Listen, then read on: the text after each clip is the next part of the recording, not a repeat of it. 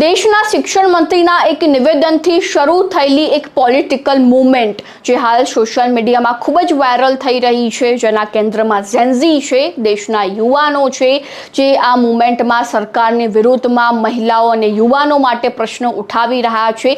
અને જો તમને એવું લાગી રહ્યું હોય કે આ એક પોલિટિકલ પાર્ટી છે, એક નવી પાર્ટી દેશમાં આવી છે, તો તેવું નથી। આ માત્ર એક પોલિટિકલ મૂવમેન્ટ ચલાવવામાં આવી રહી છે, જેમાં યુવાનો પોતાના પ્રશ્નો સરકારની સમક્ષ મૂકી રહ્યા છે, જેને વેગ આપવાનું કામ કોકરોચ જનતા પાર્ટી કરી રહી છે। એટલે કે અભિજીત નામના જે વ્યક્તિ છે, તેમને આ કોકરોચ પાર્ટીની રચના કરી। જો તેમના બેકગ્રાઉન્ડની વાત કરવામાં આવે તો અભિજીત એ મૂળ ભારતીય છે, પરંતુ હાલ એ યુએસએમાં પોતાનો અભ્યાસ કરી રહ્યા છે। જ્યારે તેમના ભણતરની વાત કરવામાં આવે તો તેઓ જર્નાલિસ્ટની ડિગ્રી મેળવીને યુએસ ગયા હતા, ત્યાં પીઆરનું ભણતર લઈ રહ્યા છે। અને ત્યારબાદ એવું પણ કહેવાય છે કે વર્ષ 2020-23 દરમિયાન તેઓ આમ આદમી પાર્ટી સાથે જોડાયેલા હતા।